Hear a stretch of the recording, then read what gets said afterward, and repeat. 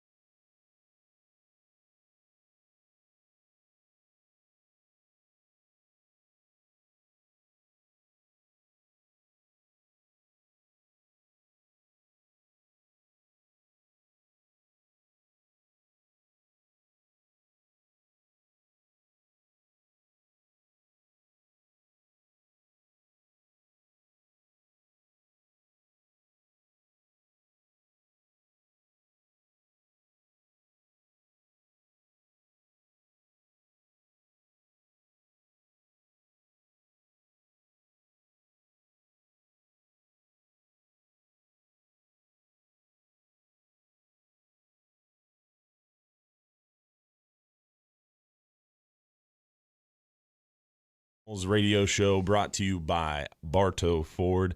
This morning we've got Captain Steve Papen from Fintastic Fishing Charters in studio this morning. Not only Fintastic Fishing Charters, but also one of the winning most kingfish tournament captains in the region, in the state, the world. I don't know. I don't know about all that. But definitely had a good tournament year this year, and really well known for deep water private fishing charters.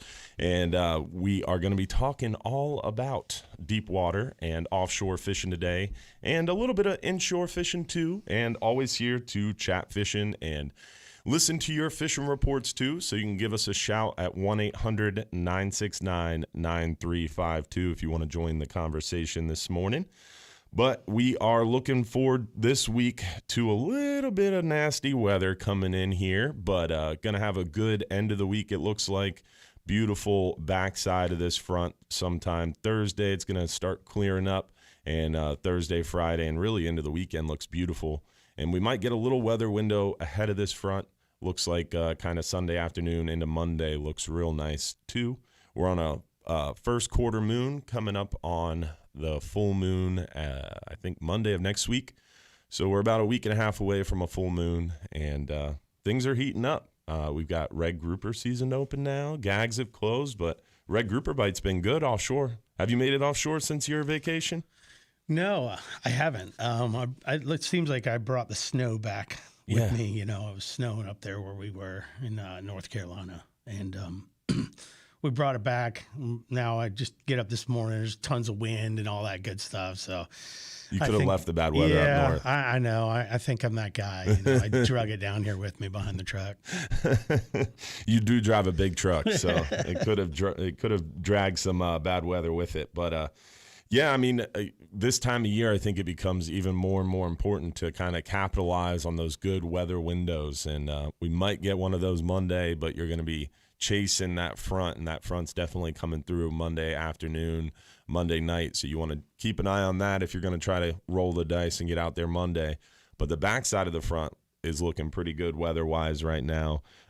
Hopefully we'll get a little window there Thursday and over the weekend, and try to capitalize on these fat red grouper in deep water. We got out there this past week, Captain Joe Drew on the Flying Hub 2 on our extreme trip Wednesday, caught a boat limit of red grouper and some nice big scamp and mangroves.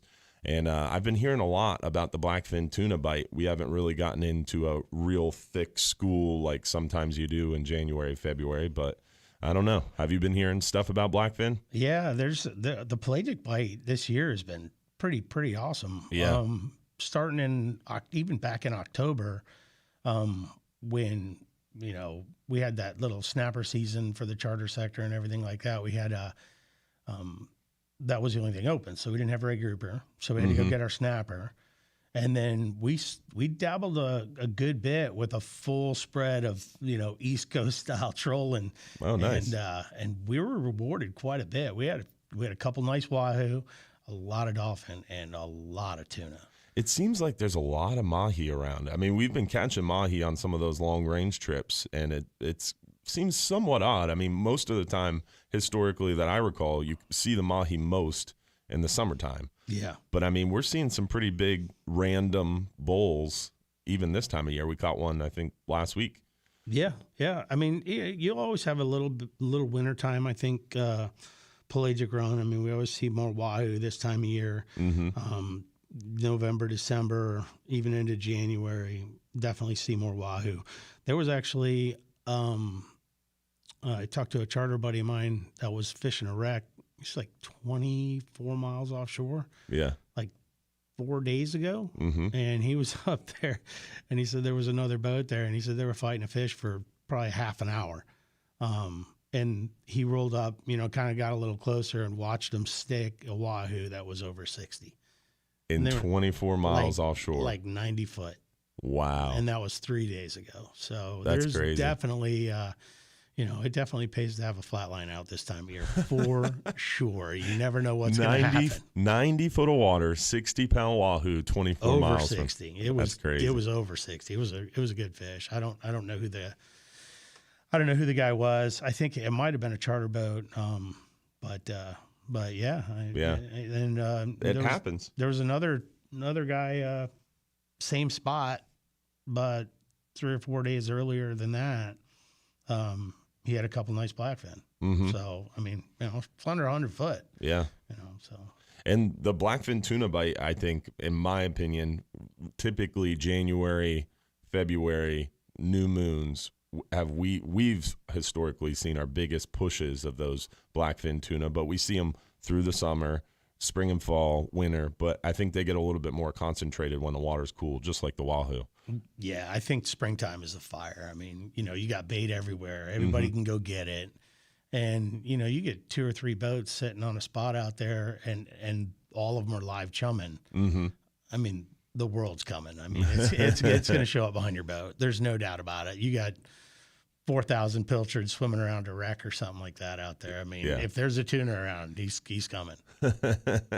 4,000 pilchards. That's how many you're throwing out live chumming? Well, you got 3 or 4 boats out there. Everybody's empty. Everybody's just got it going. They all want them behind their boats. So they're throwing them out, and those things hit the water running, Yeah. They'll take off in every different direction. You got a mile wide footprint. Yeah. So if there's any tuna swimming anywhere near that place, I think they're going to show up behind them boats. Yeah. You're artificially creating a tuna bite. Absolutely. That's crazy. So live chumming, that's the method you guys use for your tournaments. You're slow trolling, I thought, most of the time. Well, for tunas we will. Oh, okay. Kingfishing, I mean, it's a great way to do it for kingfish too. I mean, anytime you can get it, you kind of take a page out of the playbook of the guys down in the Keys. They get all the, the yellowtails are all up on the reef, and then they all chum like crazy. And then everything shows up behind the boat. So, I mean, I think with a lot of different species, you can do that same exact tactic and bring everything right to the back of your boat. You know, and I think a lot of those guys are, when you go out there fishing, you'll see one boat that catches, he's 2 or 3 fish on the whole time. And, he's usually the guy with the biggest bait well, you know, and that's generally what happens. So you bring all those fish right to the back of your boat, you can just pick them off on demand. Gotcha. So live bait chumming, and that's hitting the bridge on the way out, trying to get that live bait, or running down to Pass the Grill and hitting the markers, or not necessarily Skyway. Pass the Grill anymore. Yeah, that marker's gone. Yeah, we lost that one to, I guess somebody had an unfortunate mishap with their autopilot and sleeping at the wheel, and something happened. I'm not really 100% sure exactly, but it was a big boat, and it took that whole marker down, and now there's just a stick, right? Yeah, just a stick marker, just like we got outside JP there, and they're not going that's not going to hold anything near as well as that range marker did. So, bridges, or, you can run around inside and go to Potter's or Fort DeSoto or any of those, Skyway, and get your bait up in there. Biggest bait well wins. Yeah, I think so. I mean, a lot of times, especially when you're way offshore. I mean, when we do our springtime grouper trips out there, we always hit the bridge on the way out. And if I can get a big well, I mean, I know I'm coming back with some pelagics. It's going to happen. So you're bottom fishing for grouper. Springtime red grouper, fishing deep water, fishing potholes, ledges for those scamp fat red grouper, and then someone's live bait chumming with the flat line the whole time. That you don't even have to put the flat line out. You can just sit there and live chum. If the tuna show up, you'll see them. I got you. As soon as the one busts, everybody reels up the bottom rods, the spinner rods go out, and there's the fire drill. Spinning rods with just a free lined live bait that you've been free chumming? Yeah, generally, I like if there's a lot of fish back there, some of the guys will make it a little more fun for them, and we'll use Shimano has a lure called a wax wing. It's phenomenal. Those things, if you can get that thing anywhere within 20 feet of a bust, within a couple 3 or 4 or 5 seconds of that bust, you're catching that fish. Nice. They don't turn it down. But there's a lot of different lures and stuff like that people can throw. You can throw top waters and plugs. You can troll for them. You can do a lot of different things to catch tunas. But, spinning rod in hand and watching the bust and having it happen right there in front of you it's pretty hard to beat. I mean, I don't know anybody that would be like, oh, that's not any fun. Especially a tuna. Big blackfin sounds or takes a big run on you on a 6,000 spinning reel, or I mean, nowadays with the technology and spinning reels, like a 4,000 series is all you need, really, even for those big tuna. Yeah, all the reel companies are kind of different. I think their sizes are a little off from one for another. But yeah, I mean, you don't really need anything more. You don't want to go too light with it, I think. Then you end up getting into problems with sharks and stuff like that. And if you're around those wrecks, even the Goliaths, they'll come up and eat your tuna. Yeah. When you get straight up and down on them, they're doing their circle of death. And then you'll see a Jewfish come up or Goliath Grouper come up and take them out, and then you lost everything. That stinks. And your wax wing lure that aren't cheap. Yeah, very true. Yeah. In the Goliath grouper, we're dealing with sharks and dolphins, but dolphins aren't so much a worry on the big tuna. But I'll never forget one of the best blackfin tuna bites that I was a part of. We were in like 350, 400 foot of water. We had just got the Flying Hub 2. It was one of our deep water shakedown trips. And we were catching big scamp, yellow edge out in about 400 foot and bouncing around, and got onto some nice gags, a little shallower, about 350-ish. And it was a great day of fishing, but all of a sudden we saw the tuna start coming in, saw the big bust. We weren't live bait chumming. We were just bottom fishing, and just got inundated with this big school. And it was summertime-ish. It was early summer. I think it was like May. And there was tuna all over the boat. Ugh. And so we just cut the bottom rigs off, and some were using electric reels. And, I mean, we caught 40 blackfin tuna. It was crazy. Just total inundation of tuna and chaos. But then the Duskies showed up. You'd hook a tuna, and you'd fight it for 2 minutes, and a shark was on it. Yeah. And it was upsetting. That's when you know it's time to stop. Yeah, exactly. Yeah, we stopped quickly. But it was fun while it lasted. But that huge tuna school had a bunch of sharks following it. Oh, yeah. And it was impressive to see the display just out there in the Gulf of Mexico and all the life that it brings with it. But a lot of times when you see those tuna, then you get the sharks and other pelagics like wahoo and stuff.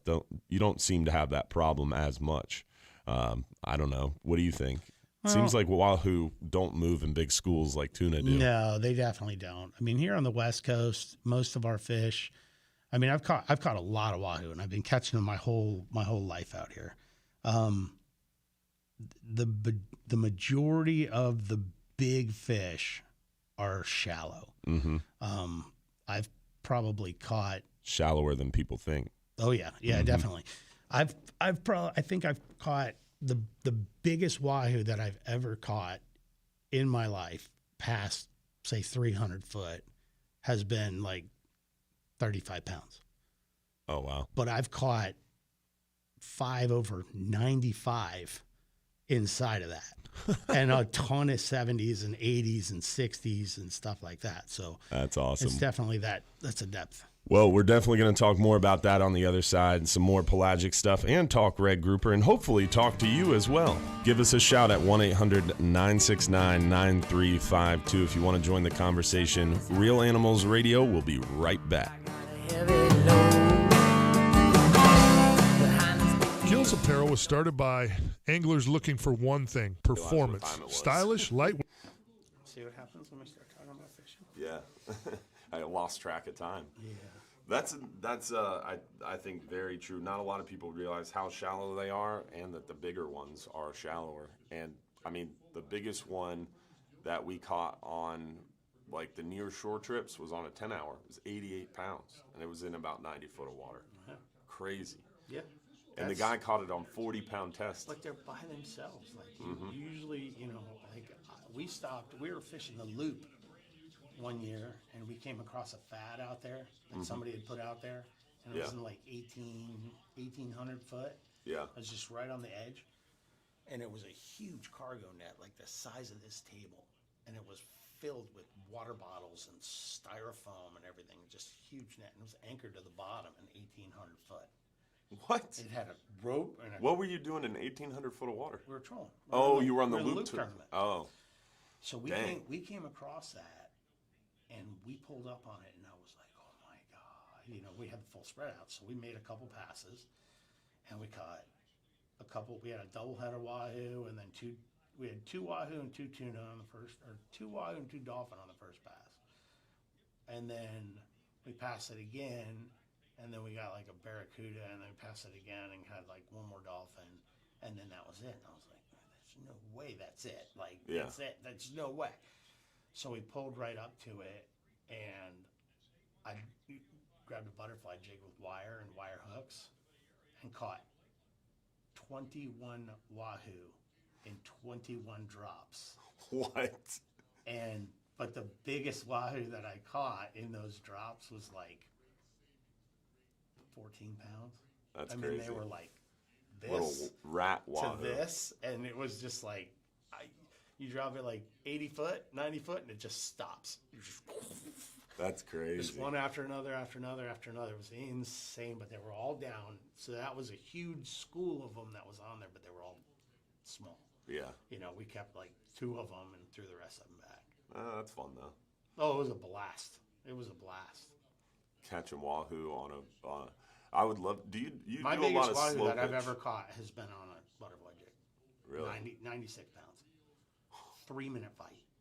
What? 3-minute fight. Why? Just because it was all wrapped up in a jig? I wasn't wahoo fishing per se. We were running offshore and we found the sun was just cracking. We were going out to the deep water. We were in like 260. And I looked over as I'm running. I'm like, what is that? You know, the sun was just cracking. I'm like, what is that? Something over there floating. So I turned over and ran over there. And it was a boat. And it was upside down. It was like an 18, 19-foot old boat, just barnacles and covered in crap. And we pulled up, and it was just triple tail and mahi everywhere you looked. There was hundreds of them. Dang. So I was with Jimmy from Delos's and Morgan, and Doug was there, and I think, and I was like, well, those guys all went crazy for that, and they're all, getting rigged up for that right away and catching them. I was like, I don't want to catch any of those. So I grabbed a butterfly jig and I dropped it over the side, and it might have dropped like 100 foot. Stopped immediately. I got tight, quick. I had no wire, no cable, no wire hooks, nothing. I got tight immediately, and it was just all weight. And I started getting it up, and it was just like kind of just coming up, and then ran about 50 yards, and then swam right back at the boat. And I was just reeling as fast as I could. And Morgan ran up there and stuffed a gap in the water, and it just and when he jogged in the boat, it exploded. It wasn't pretty. That's crazy. But it was, 96, It came alive in the boat. 96-pounder. Hubbard's Marina. Now your captains, Mike Anderson and Dylan Hubbard. We're back. Captain Dylan Hubbard in studio this morning. Unfortunately, no Captain Mike, but we got Captain Steve Papen here from Fintastic Fishing Charters, and we are talking fishing this morning. First, want to give a shout out to our friends over at Affordable Roofing Systems. If you're looking for a roof, we understand it is a very large investment. Check out our friends at Affordable Roofing Systems. Let Affordable Roofing Systems' 3 decades of experience and roofing knowledge guide you through this important process. Whether you need a shingle, metal, tile, or a flat roof, Affordable Roofing Systems is your safest choice for repairs or replacements. Affordable Roofing Systems is defined by integrity, respect, and honesty, and has a personalized and professional approach to doing business. Call Affordable Roofing Systems today at 888-397-ROOF for your free estimate, or visit their website at affordableroofingflorida.com. So right before break, we were talking about wahoo and how some of the biggest ones are caught closer to shore and shallower water than a lot of people think. And on break, if you're watching on our Facebook live streams, on our Real Animals Facebook or the Hubbard's Marina Facebook, Captain Steve was sharing a story about a 96-pounder he caught in shallow water on a Shimano butterfly jig. Do you catch a lot of fish on those butterfly jigs? Are you slow pitch rodding them, or are you just using a normal jigging rod? No, it's all fast. It's all speed fast jigging. pitch. Yeah, definitely. Have you gotten into the slow pitch game? A little bit. I've been messing around with it a little bit, since it came out.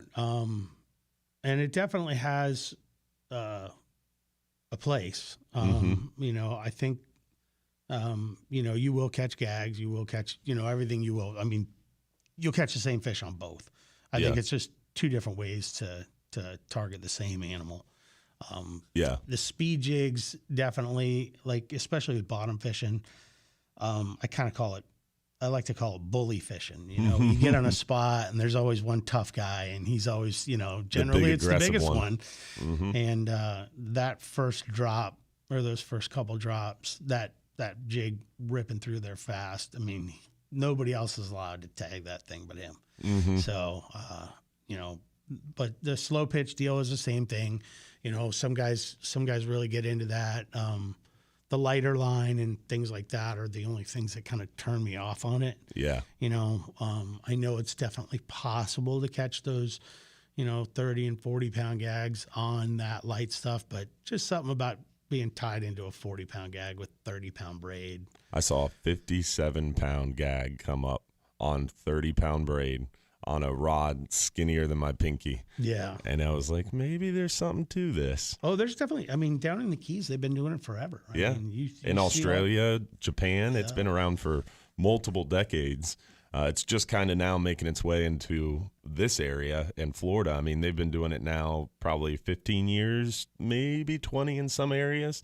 But I think every year it's becoming more and more prevalent and working its way further north. I mean, now in St. Pete, we have a big contingent of people that go out there and just don't even take bait offshore and just start jig fishing. It's interesting. I've had a lot of charters over the years, and they gave me my direct order to not bring bait. You will not bring any bait. Don't bring any dead bait. Don't bring any live bait. I'm like, are you really? You really want to do this? And they're like, yeah, full commitment. We're doing a 12-hour. We don't want any bait, and we do it. And they bring an arsenal of jigs that, I mean, it's like they need a dolly to carry that jig bag down the dock, and they change them out one after another, and the jig fishing thing is fantastic. I think in order to do it correctly, at least, I mean, maybe it's just me getting older, but you need 2 rods. You need a spinner and you need a conventional. Because that way you can cross over and switch arms when you get tired. That's a good idea. Yeah, good method. That's what I do anyway. Well, I think the speed jigging, like you said before, you kind of hit the nail on the head, especially when you're anchor fishing. The very beginning of a spot, the very end of a spot, when you're first dropping down, getting that big aggressive fish, and then at the end of a spot when the fish might have a little bit of they might be tired of looking at live baits and dead baits the whole time. Dropping down on something a little different in the form of a jig sometimes will get them excited. So I know anchor fishing, that's kind of the 2 times that you want to do it, whether it's a slow pitch jig or a speed jig or a fast action jig. The very beginning, very end of a spot, unless you're truly jig fishing where you're like drifting over an area and then you have a little bit more time. And that's probably what you do on those dedicated jigging trips, right? Yeah, definitely. They're definitely more effective in the deeper water. The deeper you go, the bigger the strike zone is on those fish. A gag in 100 foot will just, he won't come up that far. But the deeper you go, he'll come 50, the more chances you have at it. But we are up against a break here, guys. We're going to be talking more on the other side and talking more about deep water fishing and hopefully talking to you. Give us a call, 1-800-969-9352. We'll be back.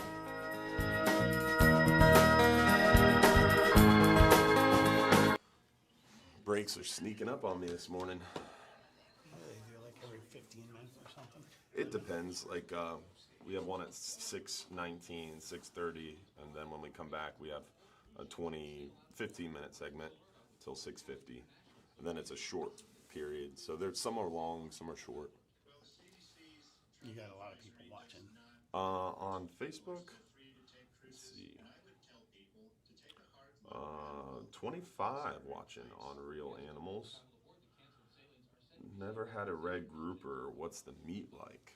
Red grouper is pretty darn tasty. I mean, I like scamp grouper the most. Strawberry grouper even more. Gags are good, but a red grouper is not bad. What would you say the meat is like? I'm not very good at honestly, describing. I mean, if you've been to a restaurant and you had a grouper sandwich, I mean, 99% of them is red grouper. I mean, that's true. Most heavily commercially caught grouper there is. But I guess it just depends on what you do with it. If you're going to blacken it or you're going to fry it, I don't think you're going to see any difference between that and the gag. I mean, texture is probably the only difference between the two of those, in my opinion. And you're only going to experience that if you're broiling it, grilling it. So they are good eating any way you slice it. I like my fish fried. Yeah, well, I got 2 kids, so frying definitely has to be done. But I'm a Blackening fan too.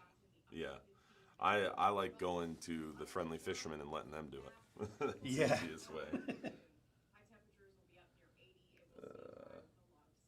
Let's see if we have any other questions from Facebook. Good morning, Bonnie. Good morning, Jim. What's up, Eddie? Thanks for watching, Nick, Hannah Rogers, Jim Miller. Eddie Chap said he prefers blackened too. I like blackened fish. I had Spieler turned me onto that. I came home from fishing one day and he had He had some blackened mangrove snapper. I pulled the boat in and lifted it up in the air. I was tired, and he had some of that. He brought it out and gave me some of that right there on the boat, and I was like, Okay. wow. That was the first time I ever had it. I was like, this will work. So I had to jack the recipe from him, but that's how I do it all the time. What's your favorite blackening season? So he had me on that redfish magic. Yeah, that's a good one. Paul Perdone's, I think is what it is. Yeah, that's what it was. And Okay. But honestly, I haven't really dabbled in a lot of different stuff. Yeah. I did find out that you can put too much on it Oh yeah. and make it hot. Yeah. And then your kids don't want to eat it. So you don't want to do that. I've been through that. Yeah. Yeah, I'm spoiled with the restaurant there, man. I hardly ever make the fish home because at the end of a trip, you're tired, you fillet them up, and while I'm finishing and cleaning the boat, just walk over to the restaurant and they cook it up. Absolutely. And then I leave with it cooked. It's nice and easy. You just walk in the door and sit down. Yep, exactly. Walk in the door and sit right on the couch. Yeah, that's awesome. and then the way fall to do it, asleep for on the sure. couch most of the time. With the to-go container still on my chest. Yep. Woken up many a night with the to-go container on the chest and a half-drank whiskey glass. Oh, yeah. I love my wife. A night in the life of Dylan. Mike Mahoney woke up. We're all in trouble now. He missed all the good Wahoo talk. He would have liked that. I love talking about Wahoo. We can talk about that more. I love catching Wahoo. It's a lot of fun. One of the biggest ones that I caught was on a deep drop trip on the Mrs. Hub. We were in like maybe 600 foot. You're rolling in style on that trip. Oh yeah. Yeah. It was fun. And I was chumming a little bit, had a flat line out, and it went off. And it was up on the fly bridge on the tower. Oh, yeah. So I ran up the ladder, grabbed it, and fighting it on the way down the ladder. Man, that was fun. Oh man. That was a lot of fun. The ones that can't that I love the most are the ones that you see. Yeah. The ones sight that fishing 'em. show up right behind the boat while you're chumming, and they show up in the chum line. You can watch them just come by and just. And they're such a beautiful fish. People think that they swim 100 miles an hour everywhere they go, but they don't. Those things slow way down. They look at everything. You know, those are really tough ones to catch. Yeah. I mean, I put wire back there and had them turn it down and had to go to mono. Yeah. You know, and still had them shy away from it. You know what I mean? It's they're when they get slow, they can see. Yeah, they get picky. But man, is it awesome when they eat it, because you get tight and you just watch them light up and take off like somebody shot them out of a gun. Mm-hmm. It's pretty sick. You know what I've always wanted to do? Those wahoo that show up on the back of the boat that you see are always the hardest ones to get to chew unless you go to mono and run the risk of losing them. I've always wanted to. It would be a lot of fun. Shoot one with a bow. Oh, whoa. Bow fish one. Yeah. And there's a way to rig it up to where you have the bow attached to a fishing rod. Yeah, it has, or do a buoy or something. Yeah. Like the spear fishermen do it. I Yeah. mean, why not? Float line it. Absolutely. But the only bad thing is like that kind of stuff. Like I've seen spear fishermen, you know, down there and you know, it's hard to get a good shot at one of those. They never stop. Yeah. And then when you do shoot them, they're just, Gushing blood. well, they just 100 miles an hour, instant. Yeah. And you know, I think they tear off a lot. You know. Yeah. And you're never. And then you're gonna find shark. that guy You're gonna 'cause get he's gonna sharked. be 500 yards away from you while you're Yeah. underwater.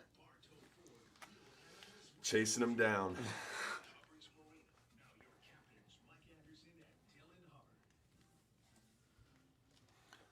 We're back. Captain Dylan Hubbard here at iHeartMedia Empire on News Radio WFLA 970 with the Bartow Ford Real Animals Radio Show. Appreciate you listening in this morning and joining us and talking fishing. Don't forget, you can join the conversation by giving us a shout at 1-800-969-9352. We've got our good buddy Captain Steve Papen in here from Fintastic Fishing Charters. If you missed the intro at the beginning of the show, he's the winning most Kingfish tournament captain in the region. Come on now. Also, want had to a give good year. want to give a shout out to some events we have coming up. Speaking of legendary captains, February 15th, our Real Animals in-person fishing conversations kick off at Bartow Ford.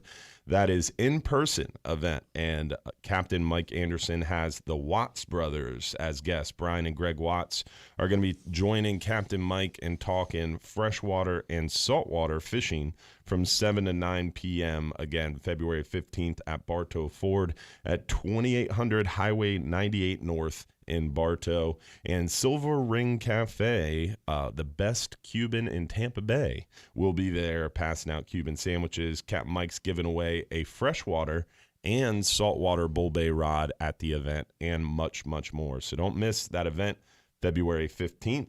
And then Captain Steve Papen is joining me at an event February 19th. We've got our Florida Guides Association annual meeting at Gator Gyms at 6:30 p.m. So if you're a guide or you know a guide, make sure you tell them about that event February 19th at 6:30 p.m. We're going to be talking all about the Florida Guides Association and what's coming up in 2022 and where we're going, plus holding elections for board and executive board. So if you're a guide and you want to get involved and stay up to date with what's going on, definitely join us for that event at Gator Gyms, February 19th. And with that, let's talk a little bit about Red Grouper. Red Grouper season's opened up. If you were going out there this week for Red Grouper, looks like we got a little bit of a weather window Monday, nice little weather window on the backside of the front Thursday. What would you be doing, Steve? What depth are you targeting? I would say right now, this time of year, potholes, roll-offs, 100, right at 100 foot. Right at 100. Yeah. I think that's a great place to start. You go too deep, I mean, you just, your bycatch goes up. Yeah. You know, you start getting into red snappers and all the other stuff that, you know, you might not want. So, yeah, 100 foot. Roll-offs. That's one that not a lot of people know about or target, and that's a good one. Little bait shows on the edge of that hard bottom roll-off. Absolutely. It doesn't take much. It doesn't take a whole lot to hold, you know. I mean, you can roll. You find one of those little rolls, and they could run for 500 yards. Mm-hmm. And there's fish strewed all the way down that thing. Yep. You could park and then move or lift your trolling motor out of the water, as most people do, and move 50 yards Or you down. don't even have to move your trolling motor out of the water. You could just keep popping it down the ridge if you know which way it runs and how to read the bottom machine. That's the trick, right? They have gotten popular. Yes, they have. They have gotten very They're hard popular. to find, too. I wanted to put 2 of them on the front of the flying hub, too, just for fun. I'm too old to have a trolling motor. Yeah. I have a Mike Coda is what I call it. Mike Coda. Yeah, Mikey's the deckhand, and he's my right hand there. And I call him the Mike Coda. Yeah. He goes up there and throws the anchor in the water, and we come tight. Mike Coda. That's the Captain Mike Coda. He is that. He is, yeah. With that, we've got Ron from Ron's Tackle Box with our freshwater report. How you doing this morning, Ron? Good morning. Good morning, buddy. Happy New Year. Happy New Year. Bring us into the back bays and freshwater, man. How's the bite going over there? Well, it's been real good. We had a little warm spell, we all know, and that kind of turned the specks off a little bit, but now they're back on again because we had some good cool nights this last week. But they're getting plenty of specks, which are the black crappies, as the northern people know them. And bass fishing's picking up good, a lot of staging. Some fish are on beds already, but more staging yet. So if you're fishing, you want to fish along the shoreline, not towards the shoreline, so that you have a better chance to get a fish going in and out of the shore. Nice. What's the big bass this week? This week, about 8 pounds. That was the biggest I've heard of. That's still a big bass. It's still a real nice fish. Yeah. Plenty of 5-6 pound fish. A lot of males yet. But it's coming up. I would say the end of this month, beginning of next month, spawning season will be here, full bloom. Nice. There'll be a lot of big activity. What do you throwing along the shore? Is that booyah bait that you're always talking about? Is that still your go-to when you're fishing along the shore? It has been real good. Matter of fact, I've been out of them, and I just got in 2 gross of them. Nice. So I have plenty of them. What bait was that specifically again? I've ever sold. What was the name of it specifically again? I forget. It's a booyah called the Royalty Color. It's a purple with a chartreuse belly, and it seems to really produce the fish here. And that's a swim bait, right? It's a lipless crankbait. Lipless crankbait. Nice. Yes, made by Booyah. And that's going to work in shallow water when you're fishing? Shallow, you can fish it deep, shallow. Just depends on how you hold your tip of your rod. I got you. You can run it across the weeds. You can run it along the weeds. Deep fishing, shallow fishing. It doesn't matter. It's your go-to. That's what I recommend. Gotcha. If you want to catch some fish, that would be. And a lot of other things work too, but that's my specialty. What about for specks? If you're going to go out there and target specks, Speck fishing, your best thing is your live minnows. If you can dip up a few small grass shrimp, are good. But I don't sell them because I don't want to take the food chain away from the lakes. So I don't want to do commercial fishing out there for them. I got you. That is the food chain. Interesting. So if you can dip a few for yourself, it doesn't hurt a thing. Okay. So when you go out there and rake the whole lake, that ruins the lake. That makes sense. Well, how do you find Ron's Tackle Box if you're going over there to do some fishing and you need to pick up some booyah baits? Yeah, or some live shiners, anything. I have just about everything you need. At 380 South Lake Shore Way, which is 1792 in Lake Alfred. Phone number 863-956-4990. And make a note, there's 554 lakes out here in Polk County. That's a lot. So there's plenty of fishing. Well, we appreciate it, Ron. As always, thank you so much for your freshwater report and being our freshwater guru on the show. Thanks, buddy. Thank you. Have a good day. You too, man.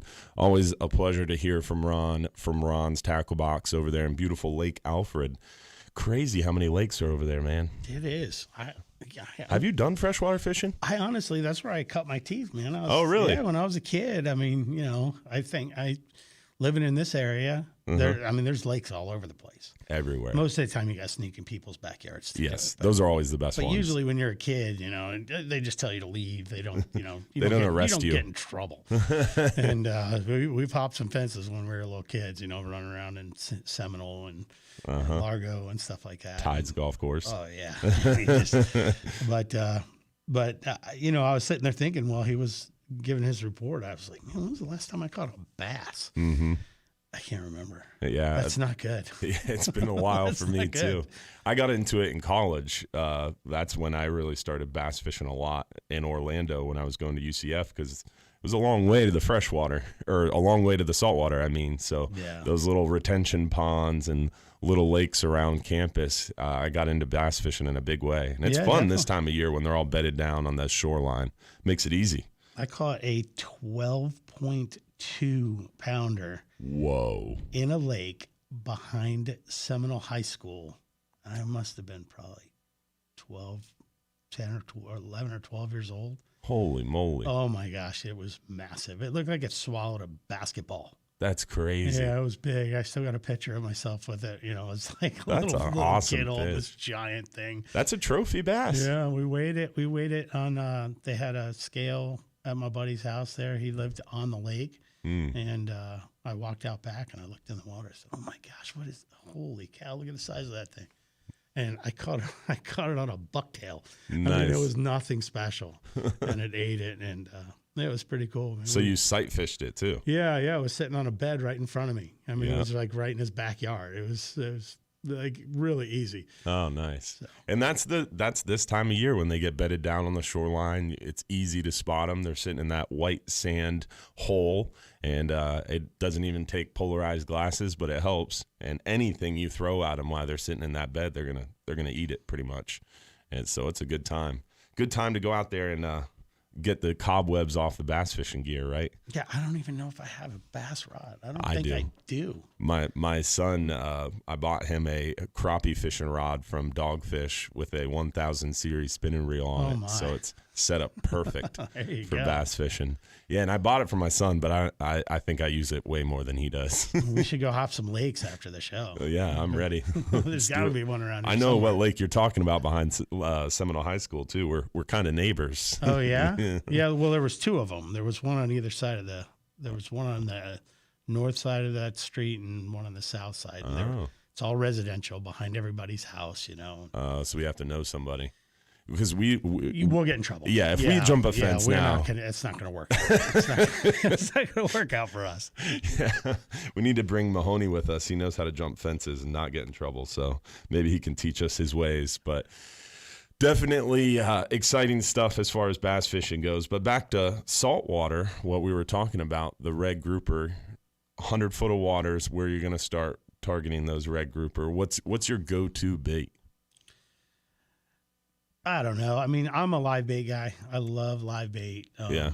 Pinfish, grunts, squirrelfish, stuff like that. But the biggest live well wins. Yeah, that's the quote of the day from you. I'm just a live bait guy, man. Yeah. I've been called many things, and I mean, some of them I can't say on the radio. But as far as bait goes, we do a kingfish tournament. I mean, we don't stop catching bait until we got 100. Wow. 100 of the biggest baits I can find, and the guys are just like, why do you have so many? I was like, well, at 2:30 in the afternoon when we haven't caught one yet, and you're over there with your, 8-hour-old baits trolling behind the boat, I'm going to be still putting freshies out. So, if there's one there, I'm going to get it. That's a good point. So I'm definitely a live bait guy. I definitely think the pinfish and grunts and things like that are key. Even if the water's cold, like out there in 100 foot, it doesn't get like it does in 50, 40 foot, with the gags, and they get all lethargic and stuff like that. Out there, they stay pretty aggressive, even in the cold months. Yeah. So I think live bait's definitely a good bet. I like a long squid strip, mimicking an octopus tentacle. It seems to get those red grouper fired up. But you definitely can't beat a fresh live bait. It definitely seems to get them excited. But even double thread fins with the tail cut, got to drop it down a little slower so it doesn't spin. Yeah. But for red grouper, it seems to get them fired up. I don't know. I think it's more just the spot. You know what I mean? Versus what bait is going to work better.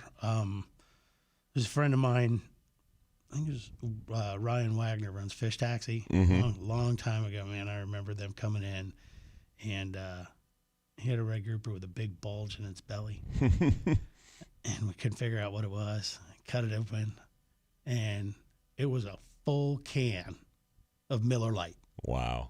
You never know what you're going to find out there. We got more stories coming up here, guys. If you want to join the conversation, give us a call at 1-800-969-9352. On the other side, we'll be telling more stories of what we found in our red grouper. I've got some good ones, too. Thanks for listening in this morning. We'll be right back.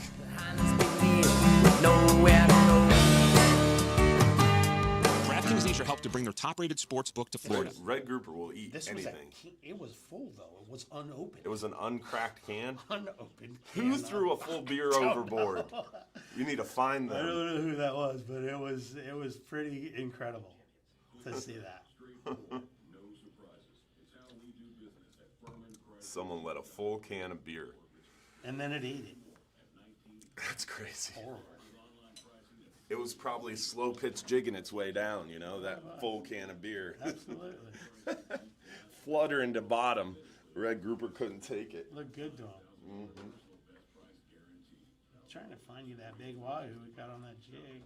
I want to see that 12-pound bass. That's definitely not an iPhone. It was a Polaroid, bro. It was a Polaroid. I'm not kidding. It was a Polaroid. Oh, man. Yeah, it was a long time ago, man. I told you I was a little kid. A young Steve Papen. Check that one out. Holy moly. That's a big one. That is a monster wahoo. And this was the one caught with the butterfly jig. Woo. That is a monster fish. That was the butterfly jig one? Yeah. That's crazy. Yeah, it was the shortest wahoo fight ever right there. 3-minute deal. So tell the story. You stuck him green with the gaff. I didn't. Morgan did. Yeah. Little Morgan too, man. You know Morgan. He's Yeah. a skinny little guy. I mean, this was probably. I mean, I don't know. That was probably 10 years ago. So, but yeah, that thing swam right, came back at the boat, and I was just keeping tight to it, and it was on the surface, and Morgan was right there. He put all he did was put the gaff in the water, and it just ran straight into it. And I don't know how that little guy drug that thing over, but he drug it over the rail, and it went absolutely nuts. We were all standing on the gunnels in the back of the boat because it was just going crazy up there. The whole boat went from white to red immediately. Oh my goodness. It actually worked out. I mean, it dispatched the fish real quick. You know, I mean, it bled out really fast, so it was dead real quick. Yeah. And you know, better for the meat, better for everything. It was just a hard cleanup. 20 minutes worth of under the T-top and all over the isinglass and everything, but. That's awesome. Yeah, it was pretty neat. I've caught a lot of them on the jigs, though. If you find any piece of wood, it's got to be wood. I mean, other stuff will work, but wood, I don't know what it is about wood out there, but it seems like that's what the wahoo like. So out there in that deep water, every log, and I've done it so many times where I like find something floating, and I'm like, oh, let's go see if there's a wahoo there. You know, we pull up and everybody's looking for dolphin or triple tail. And you're dropping a jig. And then I just 80 grab a feet. jig and throw it over the side. And you'd think I'd learned my lesson, you know, after getting cut off a handful of times. But nothing gives you more sick feeling in your stomach when you, like, find this thing floating and you're like, oh, we're in 500 foot. You know, you're dropping this jig and you're going, da-da-da, it's dropping. All of a sudden it goes, and then you have nothing. And you're like, a little piece of wire. Yeah. That's all you needed right there. Lazy. Now your captains, Mike Anderson and Dylan Hubbard. Captain Dylan Hubbard here, back on News Radio 970 WFLA on the Real Animals Radio Show, brought to you by Bartow Ford. We've got Captain Steve Papen from Fintastic Fishing Charters in studio this morning. We've been talking a little bit about bass fishing, red grouper, wahoo, a little bit of everything this morning. We've got a short segment here before the top of the hour, and if you want to join the conversation, give us a shout, 1-800-969-9352. But one thing that we talked about prior to the show starting that I want to bring up is the Return 'em Right program. So Return 'em Right is a new campaign that's going on, and it's all about using either a sequelizer or a venting tool properly when offshore fishing. And when you encounter barotrauma in the fish that you're catching and releasing, you want to make sure you're mitigating that barotrauma as best you can to make sure that fish can swim back to the bottom. Biggest thing that I talk about a lot, Steve, is the cultural differences in between an inshore or freshwater fisherman and then the same people or similar people going offshore, and the stark differences. So like inshore fishing, you catch a trout and you're wetting your hands and you're pulling that fish out of the water and cradling his stomach and holding your breath to make sure he's not out of the water longer than you can hold your breath. But then you go offshore and catch 40 red snapper to get your 2 keepers because you want to catch the biggest possible one, and the half of them are floating behind the boat because you're not venting or descending the fish. And that, to me, is a huge problem in a just a contrast when a lot of people go offshore. They don't realize you got to treat the fish the same way that you treated that trout when you're on the flats, or that bass when you're on the lake, or that snook that you're supporting the belly and yelling at everybody you see online who's holding it by its lower jaw. You got to do the same thing for that red snapper offshore. And I think high grading is a big problem that we face, where people are, you've only got 2 red snapper you can keep, and instead of catching and keeping that 20, 24-inch fish, they're throwing it back in hopes of a 30-inch fish, you know, and you're fishing deep water when you're targeting those red snapper. You got to make sure you're taking care of the fish. The venting tool or a descending device, especially if it's a fish that you have to discard. And hopefully it's a fish you're discarding because it's out of season or undersized, not you are trying to keep your limits open for your big one, right? And Steve, you've had a lot of success with those descending devices. A lot of people are kind of question their validity. I know I did when they came onto the scene. Like, do these things really work, or do they just disappear the fish out of your view? But you've caught some big ones in deep water. Tell that story quick. It's an interesting one. Yeah, well, we got a couple of them, but we were we did a 3-year study with the FWC. Deep water fishing. Mm-hmm. Everything we did was between 400 and 600 foot. Yeah. Bottom fishing. Gags was our main target. But we caught a lot of other things while we were out there. Yellow edge, snowies, kitties, all that other stuff. We had a kitty Mitchell that was probably only about 10 or 12 pounds. We caught in 460 foot. Brought it up, tagged it, sequelized it, and sent it back down. And the following year, about a mile away, we caught that exact same fish with the tag, same tag number, same everything. Brought it up, caught it, and vented it and resequelized it. So, that gives me a lot of hope. Kitty Mitchells they do not look very hardy when you bring them up to the surface in that depth of water. And that one survived. Yeah, unbelievable stories. And I know you had the other one where you caught one, did the same thing, sequelized it, or used a descending device. The sequelizer is a brand of descending devices. Sent it back down, and then it was caught later by a commercial fisherman in even deeper water. So these stories abound. And I know there was a story out of California on the West Coast where they caught a rockfish in like 600 foot of water, did the same thing, tagged it, released it, and it was caught later. Another year or so later. I forget the specifics around that story, so don't quote me on a year, but it was 600 foot of water, little baby rockfish. And a rockfish is like the size of a big squirrel fish. They're not very large, not very hardy fish. So it's amazing that these devices are out there and they do work. And you just got to take care of the fish and return them right. So check it out, returnthemright.org. You can take a short class, and starting this spring, they're going to start sending packages out to private rec anglers who have taken the class. So go to returnthemright.org, get pre-signed up, and when it opens up in spring, you can take that short course, and you'll get the free materials, inverted hook, a sequelizer, all rigged up, ready to go. So it'll be nice to have that material on your boat, and you can learn how to return them right through the program. So definitely check it out. We are going to be back here after a short break. Hopefully you guys are waking up and you're going to join us in the fishing conversations. Call us with the Fishing Report, 1-800-969-9352. We'll be back. Real Animals Radio on the other side. WFLA Tampa, WXTV HD2 Clearwater. Thanks for reminding me about that. Return them right. I'm the chair of the Outreach and Education Committee, and I'm supposed to be promoting that as much as I can, and that slips my mind. It's a pretty good gig. I mean, it's a cool program. I approached Sequelizer maybe 2 years ago, and sent them a message on Facebook, and I also sent them an email, saying, hey, it'd be a good idea for you guys to maybe, these things are expensive. Yeah. You want to get them out there, get them in some of the captain's hands. Yeah. And you don't have to give them to us for free, but, give us a discount on them, give us like half off or something like that. Yeah. So they're $35 or something like that. Guys will buy them for $35. They're not going to buy them for $75. You want to get your product out there. That's how you want to do it. Yeah. They never even responded. They didn't respond to an email, a message on Facebook, nothing. I was like, oh, all right. Yeah. So I'm like I said, I'm the chair of the Outreach and Education Committee. We had a release mortality symposium. I think it was in 2019.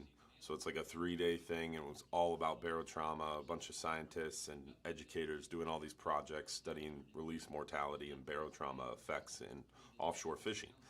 So we're all sitting there. There was like 4 charter captains there and recreational fishermen kind of providing the recreational insight and the fisherman's perspective to this, and talking about how like venting is what we really do the most, because when you're catching a bunch of fish, it's really hard to descend 10 fish when you can just go down the rail and vent them very quickly. And that was the reason for me being there, is they were starting to talk about how descending was going to be mandatory and you have to descend every fish you catch. And it's like, well, if you know how to do it and you're doing it right, venting works too.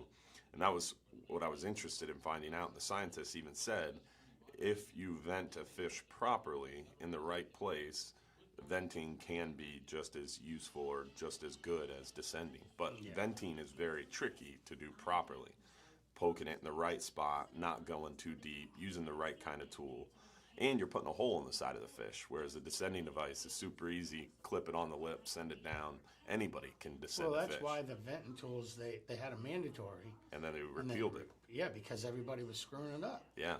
I mean, I saw guys taking the venting tool and just popping the stuff. I'm like, what are you doing?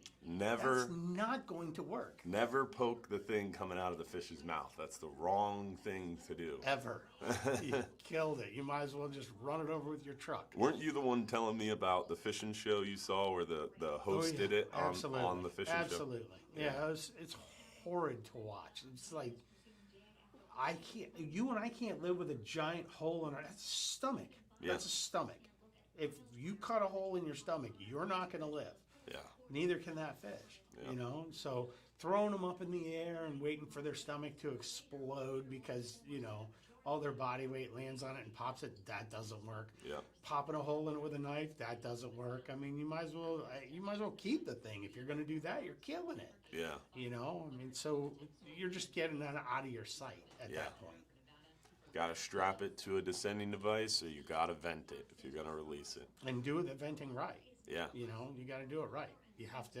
Up underneath the pectoral fin. Yep. Just a little bit. Lift the scale, get up under there at a 45 towards the head, and get into the pocket. You'll hear it. Yeah. Going real slow, and you can hear that gas come out. And you don't have to go very deep.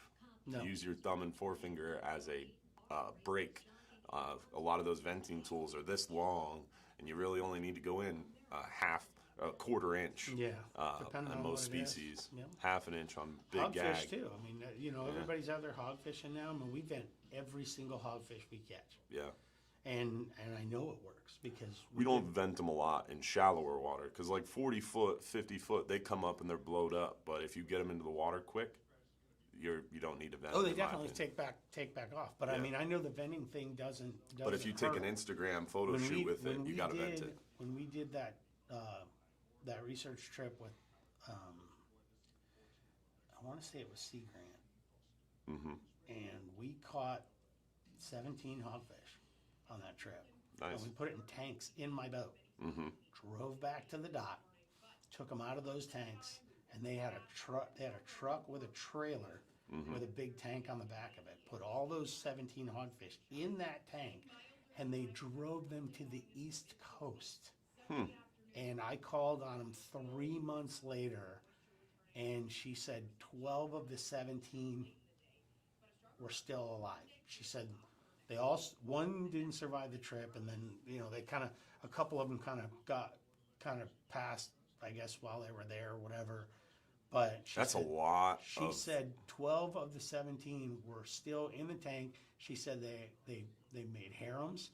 There was a male, there was females. They were doing their own thing and everything like that, and they survived. That's impressive. And that's a pretty good survival rate when you're talking about being put in a tank, drove back inshore on a boat, slapping, then being put in a truck, and then trailered across the state. Yeah.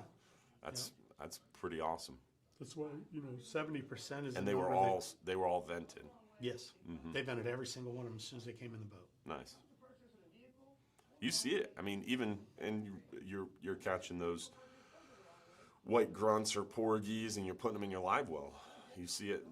Venting works. If you don't vent it, it's gonna float belly up in your live well and not be a good bait. Yep.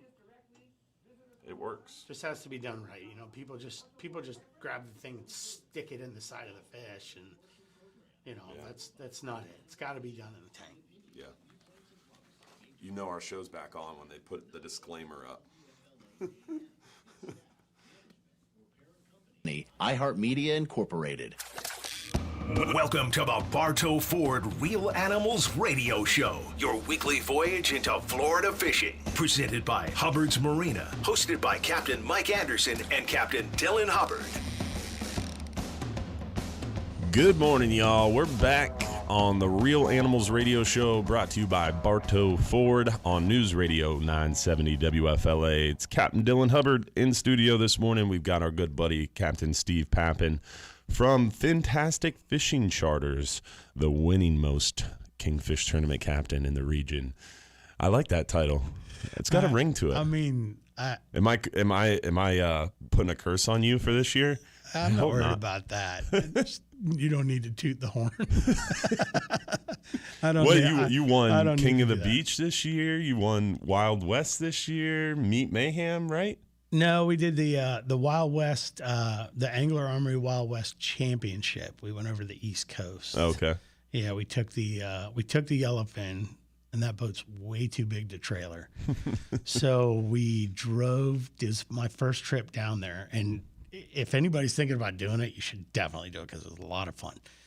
Drive down to Boca, all the way back through, and all the way through the lakes and the you locks. took the boat through the locks? We went through Lake Okeechobee. Oh, nice. Oh, man, what a cool trip. It I is. mean, it was so much fun. I've never done it, and I was a little freaked out, and, I'm sitting there researching for 2 weeks, for this trip, and I get in there, and I'm like, man, this is easy, it's just, but it was a blast. It's a lot of fun. And then we ran up through St. Lucie and out the other side and ran up. Yeah, we had a 51.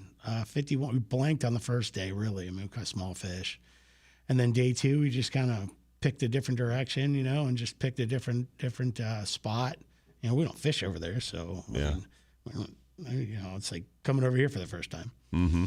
And we picked a spot off of Navionics, a little bathymetric deal, and ran out to it, and it was on fire. I mean, we had a 51. We lost a bigger fish in the morning. Oh wow, that had to be bigger than that one. And then we had some high 30s, and called another partner boat in from here. He was about 7 miles away. Called him in, and he caught a 40-something pounder in there too. So nice. Yeah, you got to share the love. Very cool. Well, we've got Jim Fogel on the line with our safe boating tip of the week. How you doing this morning, Jim? Hey, great, guys. Y'all are sounding real good, too. Good stuff out there this morning. Hey, fake it till you make it, Jim. That's my motto. Attaboy. Yeah, I want to talk about, all those new electronics that you got for Christmas that are sitting there either in the box or on a boat that you haven't learned to use yet. Well, waiting until an emergency arrives is not the time to get your owner's manual out. So you want to learn to use those electronics at the dock or before you get out too far. That's a good point. There are a lot of new functions available today, and they're not that hard to figure out, but you really want to do it before you have to. If you've got a new VHF radio that does not have built-in GPS, you need to get that connected to your GPS, because it's not going to send a DSC signal out that you might need sometimes if they're not connected. You need to learn how to get to your latitude and longitude. In other words, if you're just using the bottom sounder of your machine, it may or may not show the latitude and longitude. And if an emergency pops up, somebody needs to know how to get to that function that shows the latitude and longitude so you can broadcast your position. And remember that is the most important thing, beside the fact that you need help, is where you are. Because if you're going down, sooner or later those electronics are going to go out on you unless you have a handheld, and you want to make sure somebody knows where you are. It's an important piece of the puzzle, for sure. Yeah. And, people don't always have their tracking set up on their GPS. You want to set that up, especially if you're in areas that you haven't fished before, and you might want to find your way back to your boat and trailer, or to your trailer and truck. Get those tracks set up on there so you can use them and follow them back. Track and just lines. Generally become familiar with what you've got and where it is and how to use it. It's an important point. Always good stuff, Jim. Thank you. All right. Thank you guys for the time. For the Coast Guard Auxiliary in St. Pete, Jim Fogle. Be safe out there. Thank you, sir. Always a pleasure chatting with Jim and getting that safe boating tip of the week. It's a lot of simple stuff that you take for granted sometimes that always good to get reminded of. Keep your eye on the prize and think ahead. You got to be prepared, especially when you're running offshore. We've got Captain Neil Holland from Ocean Aid 360 on the line and Ghost Trap Rodeo. How you doing this morning, Captain Neil? Hey, Dylan, I'm doing great this morning. And good morning to Captain Steve as well. Great listening to you guys today. Good morning. Hey, what do you got for us, Neil?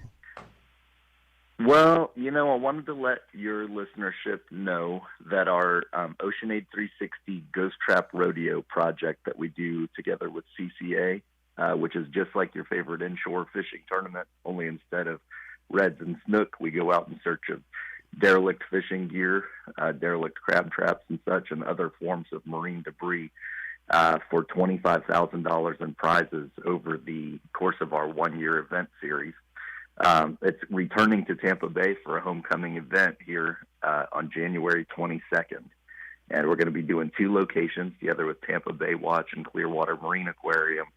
The locations are going to be Fort DeSoto Boat Ramp and Bel Air Causeway Ramp. Nice. And the sign-ups are at oceanaid360.org. So we're looking forward to a great event. And the Real Animal Nation helped us get that event kicked off in 2018, and we couldn't have done it without you guys. So want to let the listeners know. Yeah, for sure. That's awesome, man. And those Ghost Trap Rodeos, you guys pull in a lot of marine debris, whether it's a ghost trap, a pinfish trap, crab trap, or plastic chairs and all the other crazy stuff you guys have found out there. What's the craziest thing you've seen brought in on a Ghost Trap Rodeo? Gosh, let's see. Down in Key West, we found something that we later learned was part of the artillery or munitions that they do testing with down there out of the fighter jets. Oh, that's awesome. Some kind of a big metal apparatus with fold-out wings and everything. So that had us really puzzled when we first saw it, but we were able to turn that back in. I would have left that one on the bottom. Yeah, I would have ran away quick. You know what? It didn't have its kind of belly with it anymore. It just had the fans basically or whatever. But it was brought in by one of the local captain participants. And he said, I always wondered if I'd find something like this out there, and here it is, Anyway, it made for some excitement back at the dock for sure. But, since we began in 2018, our events have collected over 86,000 pounds of what FWC and NOAA consider to be high priority marine debris, which is either derelict fishing gear or like medium and large scale objects.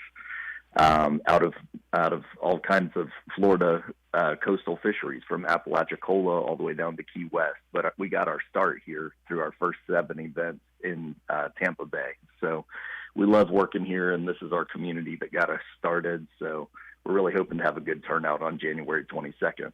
Going to be having free lunch and lots of great prizes and all that kind of stuff.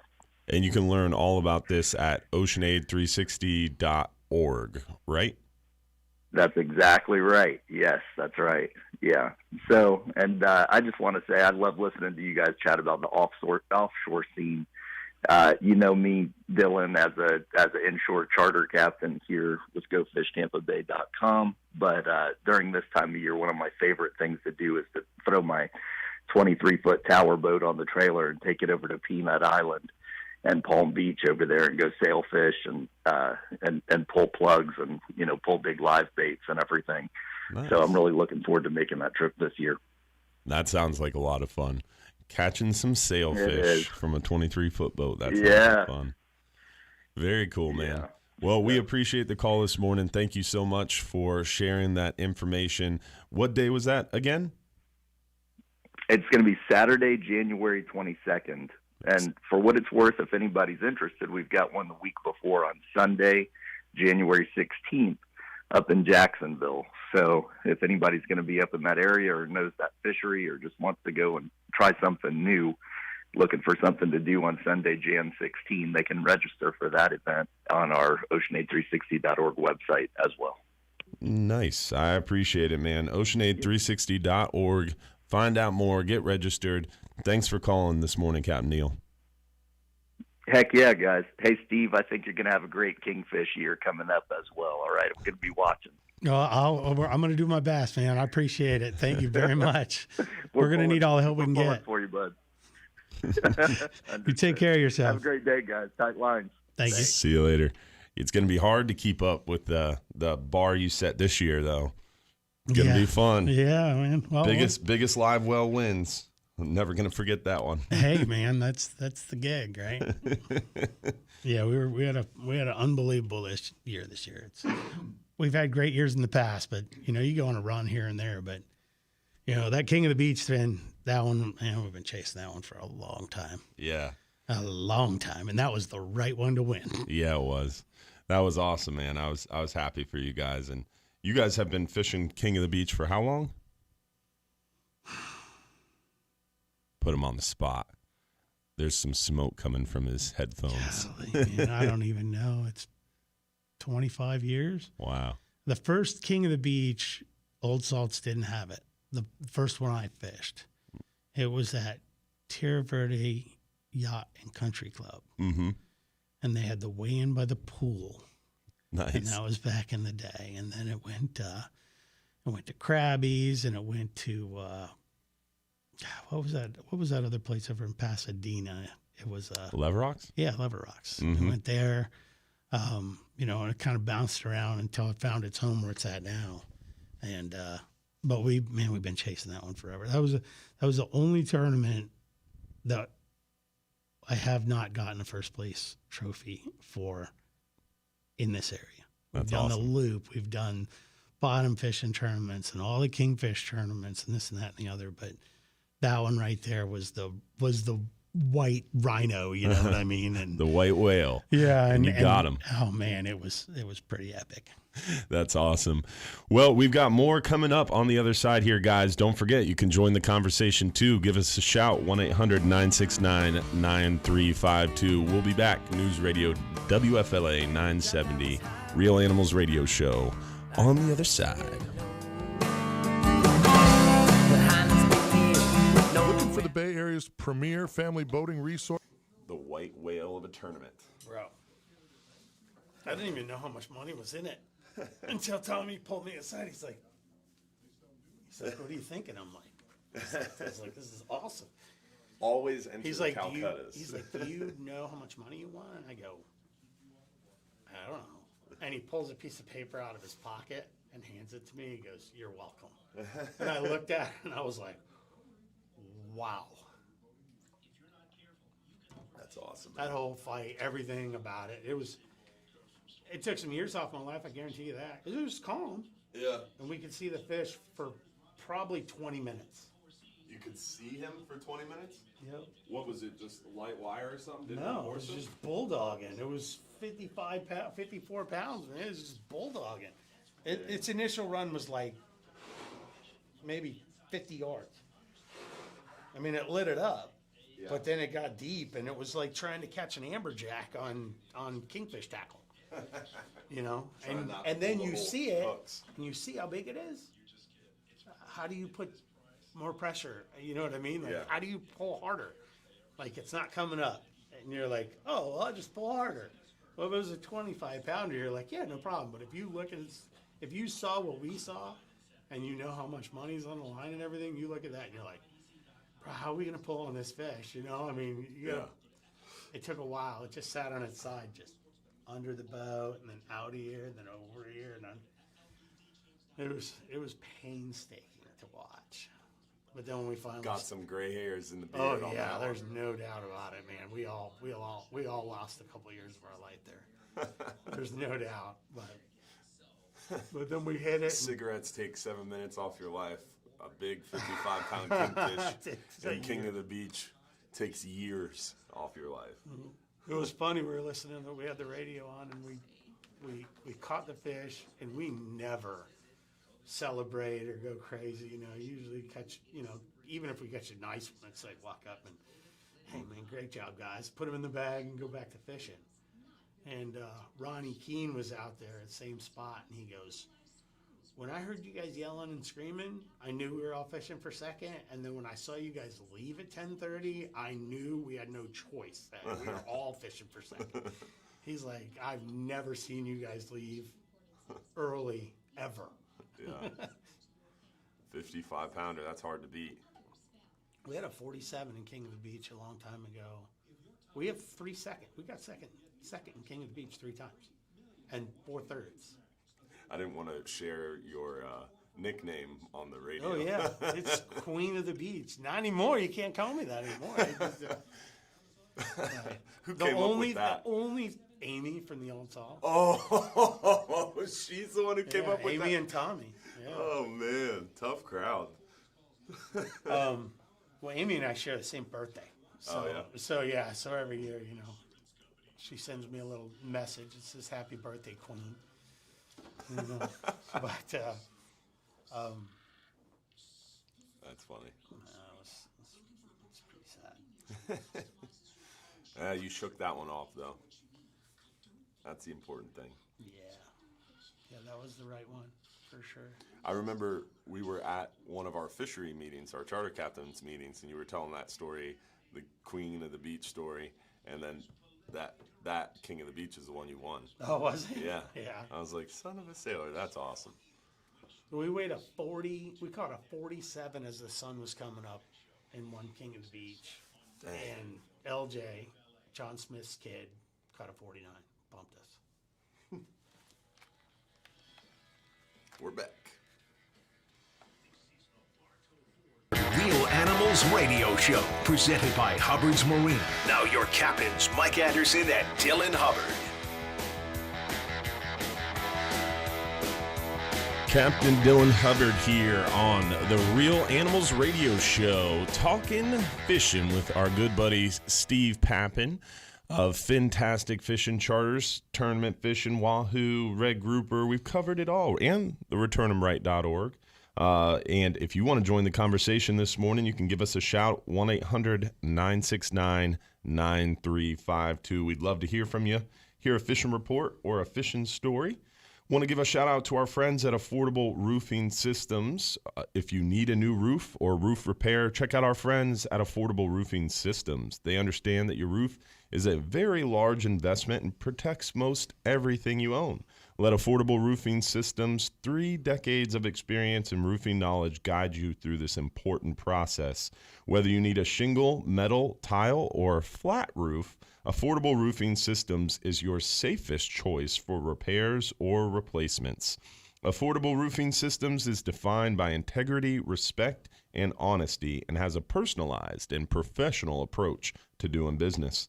Call Affordable Roofing Systems today at 888-397-ROOF for your free estimate, or visit their website at affordableroofingflorida.com. Definitely important in Florida, especially with all our wonderful weather that we get, to have a nice, new, and safe roof. And also being safe out in the water. Jim Fogle always gives us our safe boating tip, and think about that a lot this time of year. When that water's cold, man, whoo, it is no fun getting in the water this time of year. Want to make sure you're prepared and thinking about what could happen, and make sure you're prepared to avert any danger when you're running offshore, especially like you running so deep offshore. I would love to see your ditch bag. I bet you got a little bit of everything in that thing. Yeah, I've got like 5 different ways to contact land, ePerb, sat phone, my tablet for my VMS, Delorme. I've told my wife a million times, I was like, if you hear me, we went down, tell them to keep looking, because I guarantee I'm going to be out there somewhere. We got a life raft, plugs for through hulls, those dowel cone shaped plugs, crash pumps, you name it. We try and keep everything. That's your island. Yeah. You better bring everything you got to keep you alive and make sure that everybody's safe. And, those rafts are, they're really expensive. Yeah. I think my My last raft that I bought was like 3,800 or 4,000. Oh, you've got one of those commercial rafts that explodes. Six-man raft. It's got water. It's got flares. It's got you name it. Steve's not sitting in the water, boys. No, he's floating in style. It cost me $1,000 a year get to it repack re-inspected. everything like that. But you know what? I look at it this way. It's your life. If I have, well, not only mine, but if I've got a dad and a mom and 2 kids, and they go out there on a fishing trip, and the worst thing in the world happens where the boat goes down, I do not want to sit there in the water and look at those terrorized kids' faces. You know what I mean? No, they're getting the boat. We'll get rescued. We'll be safe. I mean, money is nothing, you know. Yeah. It's nothing. You have to do it. And there is a tiny percentage of people out here that have rafts. And of the people that have them, a smaller percentage even know how to use them. Yeah. You know, I mean, you can go to Solution One over here in Tampa. They sell the rafts. You can buy them at a lot of different places, but you can walk in there and they will do a repack right there. You can walk in and just watch them do the repack. Yeah. Watch how they inflate it. Watch how it pops open. Watch how everything works. Watch how it deploys. Yeah. Educate yourself a little bit. I mean, because, you know, you only got a second, you know. Plus, if you're spending $3,500 on a raft like that, which is going to save your life one day, you want to know how to use it. Absolutely. Yeah. It's insurance. We all pay insurance. We pay home insurance, boat insurance, car insurance, everything insurance. And hopefully you never have to use it. Yeah. But it's there if you need it. Amen That's the only insurance I'm okay to pay. Amen to that as well. Yeah, definitely want to make sure you're prepared and thinking about the worst thing. Those dowel things are important too. Absolutely. The cone-shaped dowels. A lot of people don't think about that or have that available. One of those through hulls break off for the biggest live well wins. So he's got some big through hulls. You see a lot of boats now. I mean, especially nowadays, I see boats coming right off the line, brand new boats, you know, $600,000-$700,000 boats, and they've got plastic and PVC under the waterline. You know, that's not cool. I don't like that at all. I mean, so you definitely got a worst case scenario. If those things pop, you know, and they break and it's on the other side of the seacock and you can't shut that water off, you know, worst case scenario, you can jump in the water and run up underneath the boat, smash that thing in there. And it's not coming out. Nope. They make them out of that some kind of wood. It expands, you know. So when you put it in there, if it's in there for like an hour, I don't think you can get it out. Yeah. You know, you probably have to cut it out. Yeah. That's awesome stuff, man. Good options and good stuff to talk about, make people aware of. We've got more coming up on the other side. We're going to be talking more about what's coming up, what to look forward to on the water. You can join the conversation at 1-800-969-9352, and we'll be right back. Real Animals Radio. At least that's the way it seems. News, traffic, and weather.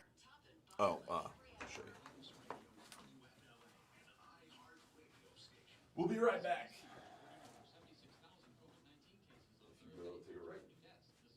Go to the very bitter end of this hallway, take a left, like 2 doors down to the left, right before you hit the kitchen. Or it's on your right before you hit the kitchen. There were over 8,900 people hospitalized for COVID-19 in Florida. Florida faces another weekend of flight delays and cancellations, this time because of bad weather in the Northeast. Dara O'Mahony told News Channel 8 he's trying to get his family back to Ireland. Hopefully you guys are enjoying the show and all the good fun this morning, talking fishing. Let's see what questions we got on our Facebook feeds.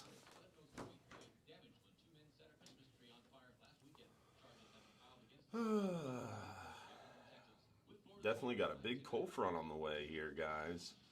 Hopefully everybody's looking forward to that. A little bit of a cool down and get these fish moving around some more. It's kind of prolonging our water temperature in that good range when you got these warm ups and then a nice strong front to cool us back down.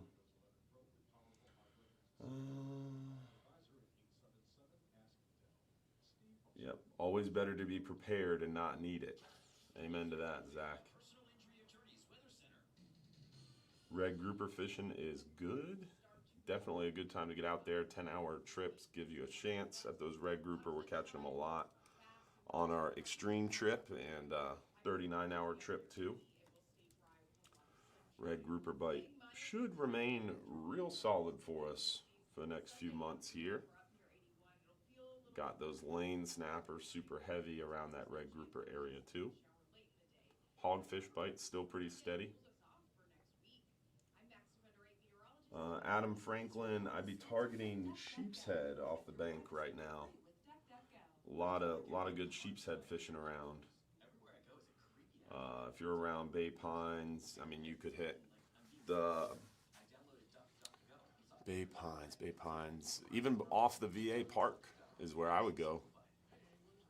If you're fishing from shore around Bay Pines, where would you target sheep's head? I'd say the VA Park. That seawall, that very tip. They used to catch a lot of them around those where the old railroad trestles were. Yeah. Yeah. That's right alongside the park. Yeah. Yeah. All that area back there. There's oysters. I used to fish back there when I was a kid. Yeah, me too. Tons from of my skiff. oysters and all that stuff back there. Good place for sheep's head, Adam. Definitely. For sure. VA, Vanillas, or it's just VA Park, right? I think they call it KOA, campground area back there. That's Oh, where you're talking that about, right? too. Yeah. Yeah. I was talking about the actual park. Oh, where you have that seawall No, I'm and they have talking those about rocks. like back up underneath by Bay Pines, like you go back under where the trail is. Uh-huh. Depends on your boat. I mean, Yeah, he's fishing from shore. Not you from can a wade boat. back there. Yeah? Yeah. Where would you get in the water? From the bridge? Yeah. Okay. Yeah, we've done that we used to do that a lot when we were kids. Huh. You can get there right at the foot where the thunder, it's not thunder. Pro Marine. On the other side. Oh, that is Thunder Marine. Yeah, so right in there, you can park, I think, right there, and you can walk down it. You can just wade back there as far as you want to. Okay. All right. So the east side of the Bay Pines Bridge, right before the VA hospital, park on the north side of the road and crawl down the seawall, wade away. There is a lot of oyster beds back there. Bring some good shoes or some boots or something. Some thick soles. Yeah, you don't want to be walking around back there with tennis shoes or something like that. Or go to the park and stay on the seawall. But if you're hardcore like Steve, you're crawling over oyster beds. That's funny. Let's see what other questions we have.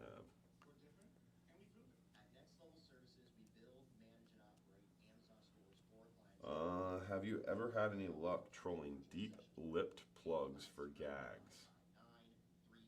Or do you use trolling leads to get the lipped plugs deeper?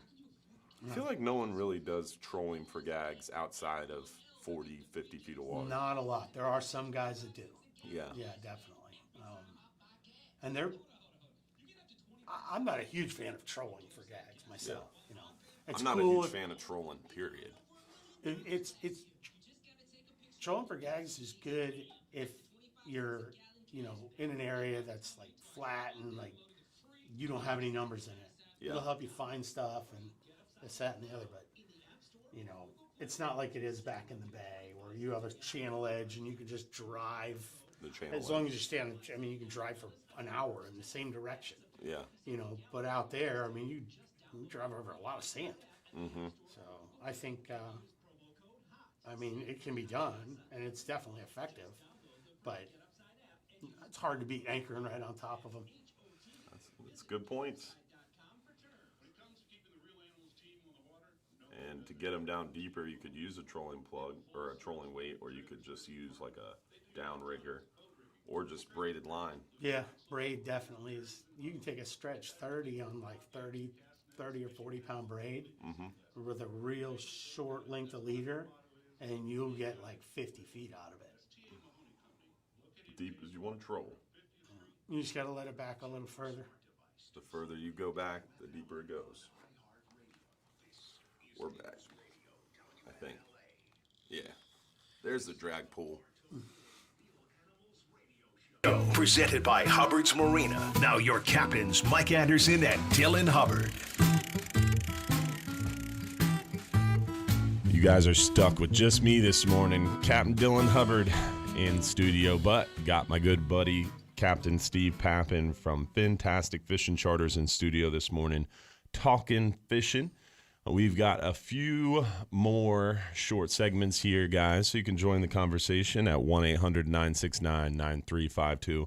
Hopefully everybody's just enjoying our conversation this morning, because I feel like we haven't had many callers. I think they should call. Yeah, they can call. You can. Liven up the conversation. Tell us what you want to hear. Just give us a fishing story. We were on a subject earlier that I want to return to of weird things you find in red grouper. You said you found a full unopened Miller Lite.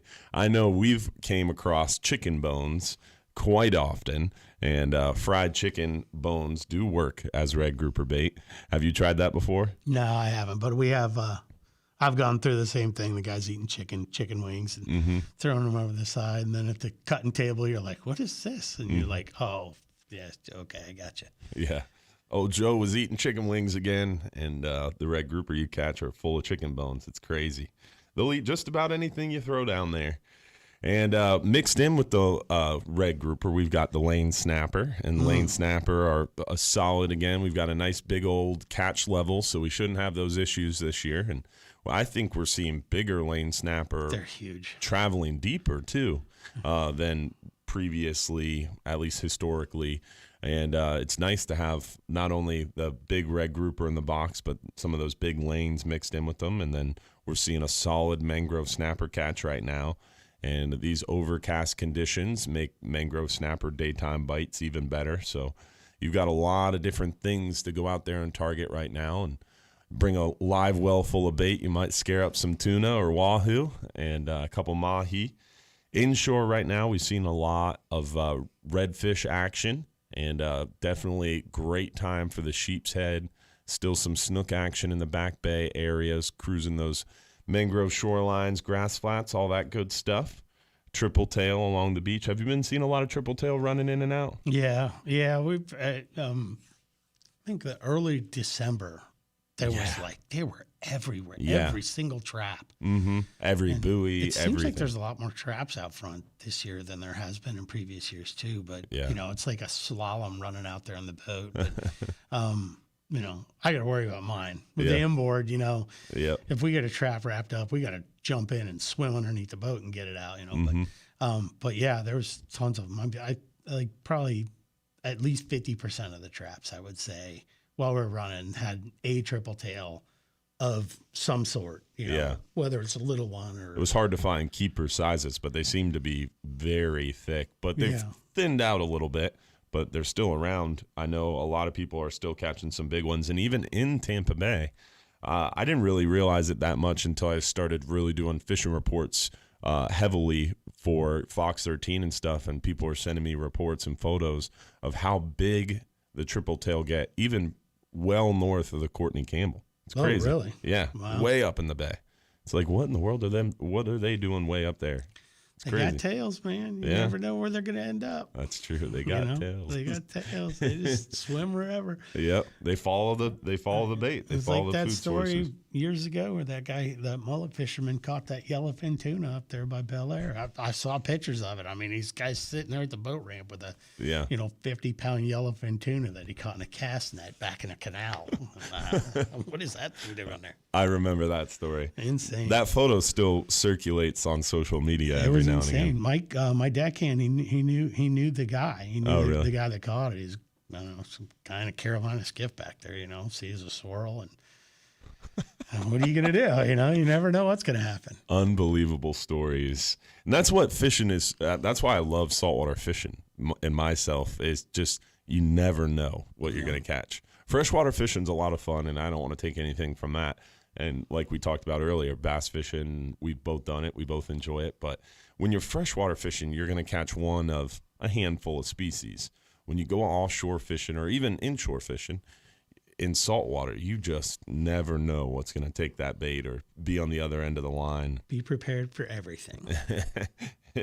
Be prepared for everything fishing-wise and safety-wise, and just enjoy it. And make sure you return them right by taking care of the fish with your descending device or venting tool, right?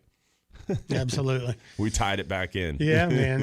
It's important. You know, 30 years from now, you want to do your part, you know, and make sure your kids are able to go out there. I mean, we both got little ones, you know, yours a little younger than mine, but, you know, you want them to be able to go catch something. Yeah. So absolutely, we got to do our part. We don't want to fail the kids, you know. Yep.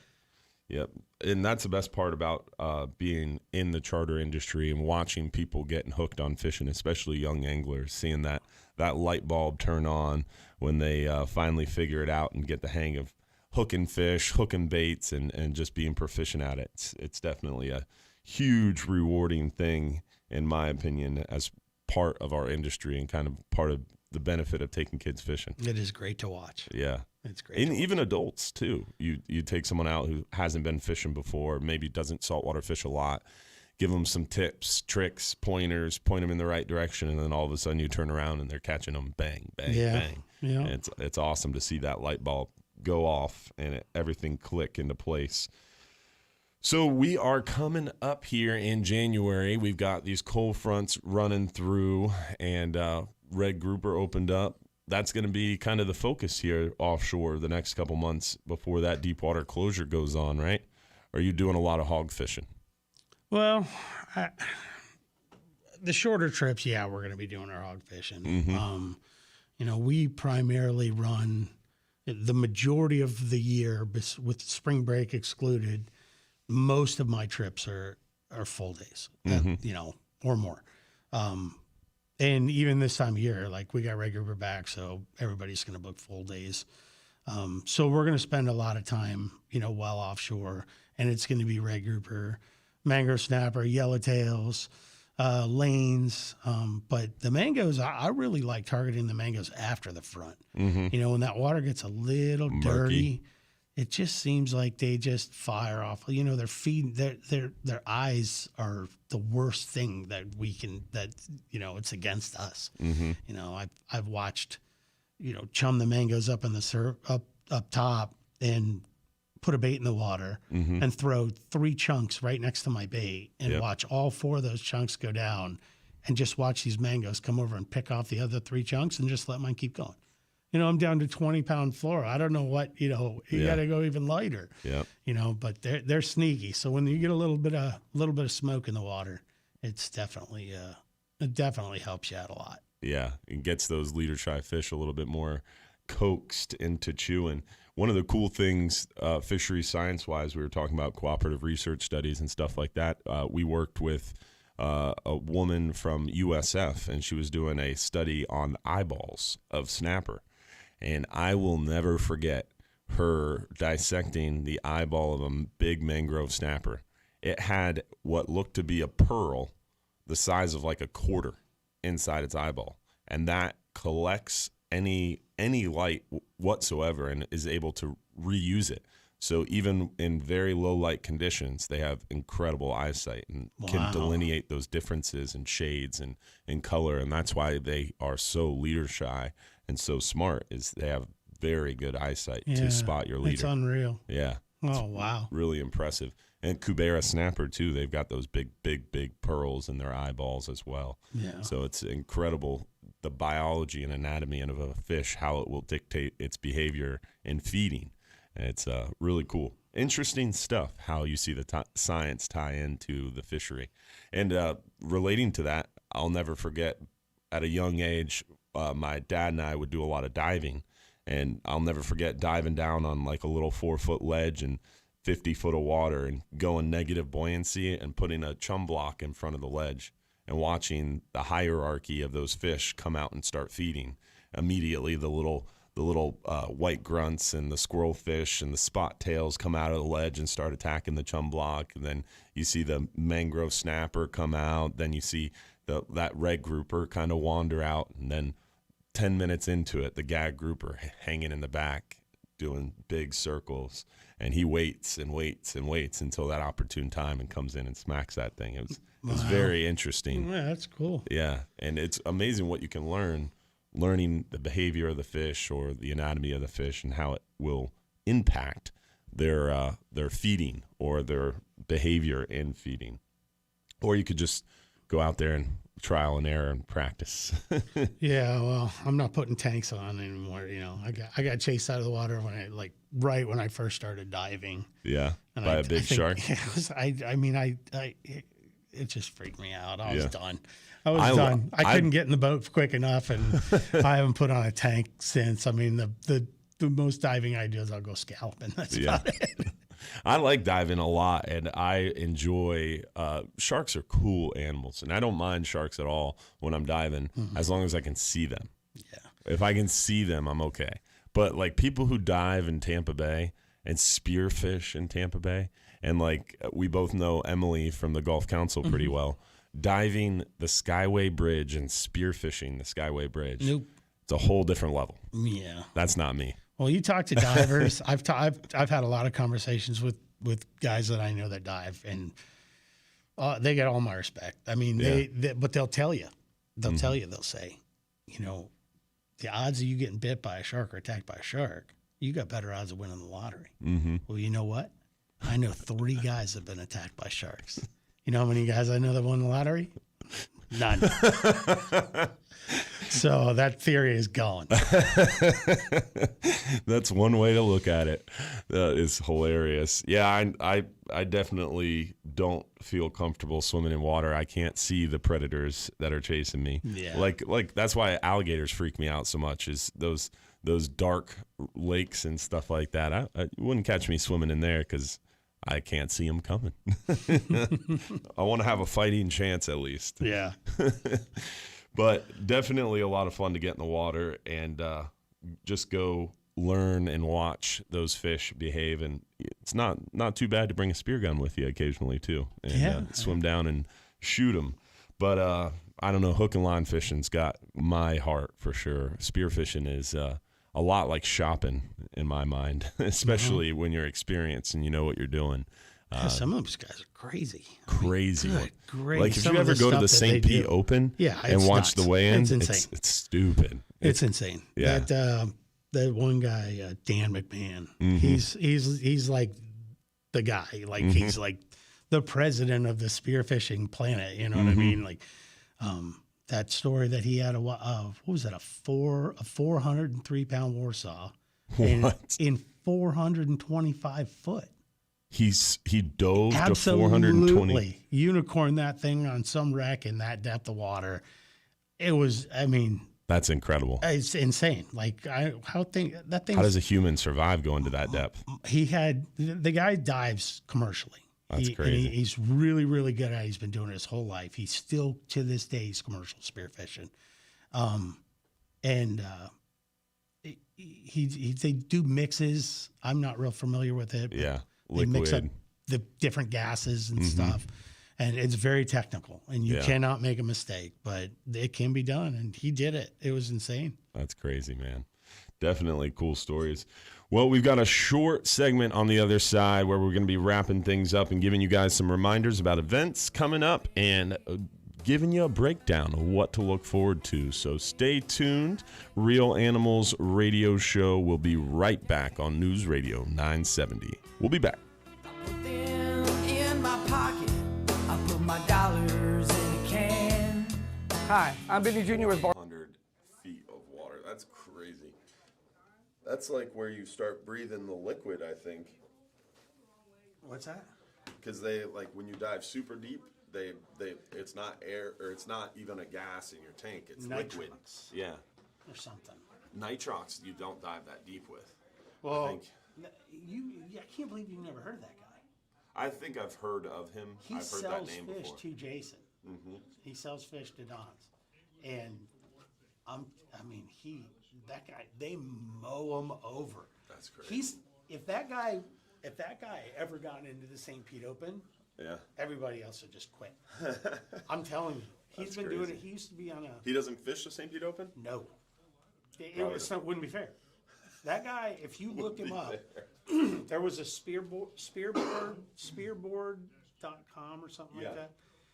He was Head Hunter was the name of his spearfishing team or whatever. His guys said it was unreal to see the stuff that they would shoot. I mean, this was not in the too distant past. 80, 90, 100-pound carbos every single trip. 100-pound jacks, 100-pound caberas, huge muttons, giant scamps, like things that you normally are like, I haven't seen one of those in, years, but he's getting them every he trip. shoots them every trip. It's crazy, man. Dive deep enough, I guess fish probably are like, what in the world's that? Speaking of scamp, Kellen? Yeah. Did you see those ones that he got over the summer? No. Monsters? 170-foot random charter. It's out there. He's in 170, so he's on a 12-hour. Pretty deep. Ran over a spot, spun around and anchored up. He had a 31-pound scamp. He had a 25-pound scamp, a 22-pound scamp, an 18-pound scamp. He had like 7 scamps, brother. Massive. That's a nugget. 31 pounds. 31-pound scale. That's the biggest scamp I've ever heard of. I've never even seen one anywhere near that big. 22 pounds is the biggest one I've ever seen in my life. I thought, I have a 21-pound scamp. That was the biggest one I've ever He pulled it out. He was holding it by its face. I was like, dang, that's a nice black. And he's like, and I went, oh, what? Pulled it up even higher. Yeah, unreal. Giants. The big one was a record. State record? Yep. I know the world record's like 50-something on scamp. I Is it looked really? at one time and I was like, whoa, that's got to be a different part of the world. I would think. Yeah. Well, they catch those broomtail groupers over in, I don't even know, Costa Rica or somewhere. They're big. And I watched... have you ever caught a mystic? They're in the Gulf, aren't they? You know what? I'm wrong. I have. Uh-huh. It was like this big. It was a real small one. Yeah. I haven't caught any of those ones, those real big ones. Or anything, but I remember we caught a Fireback Grouper on a 39-hour. What? That's my bucket list. Oh, really? That is my bucket list fish. Yeah. It was very small. It wasn't a keeper. They threw it back. But it's pretty fish. I tell the boys all the time, I'm like, as soon as I catch one of those things, I quit. You're retired? Yeah, that's my bucket list fish. Your captains, Mike Anderson and Dylan Hubbard. We're back. Captain Dylan Hubbard here on News Radio 970 WFLA, Bartow Ford Real Animals Radio Show. Want to make sure to remind you guys, we've got February 15th. We're back to in-person fishing conversations at Bartow Ford. Captain Mike Anderson will have the Watts brothers, Brian and Greg Watts, talking fresh and saltwater fishing, the legends themselves, from 7 to 9 p.m. at 2800 Highway 98 North in Bartow Ford, and they're going to have Silver Ring Cafe there, giving out the best Cubans in Tampa Bay, and Bull Bay rods. You can win a fresh and saltwater Bull Bay rod at that event, plus much, much more as well. So make sure you don't miss it, February 15th, 7 to 9 p.m. at Bartow Ford.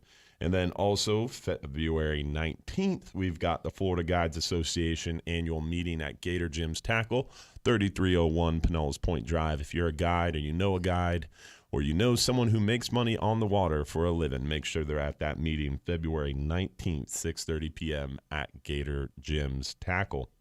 And then our good friend Neil Holland told us about January 22nd, the Oceanade 360 Ghost Trap Rodeo at either the Bel Air ramp or Fort DeSoto ramp, oceanade360.org. You can get more information about that.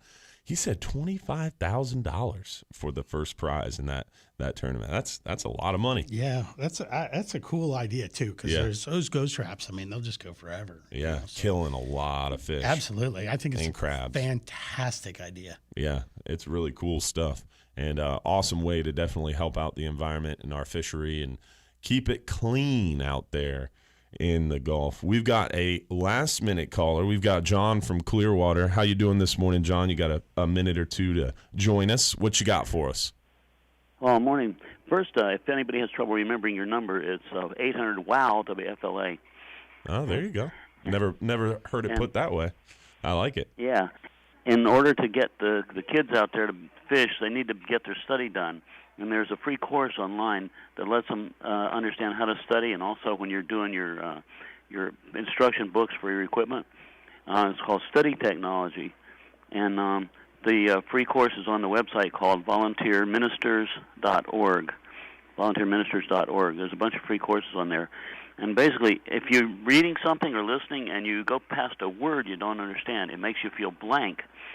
And people think, what happens after that, they think they don't understand the concept of what they're studying or, the materials. But what it actually is that word. So you have to find the word right at the end of where you were doing well. You find a word you didn't understand, and you look it up in a good dictionary that you can understand.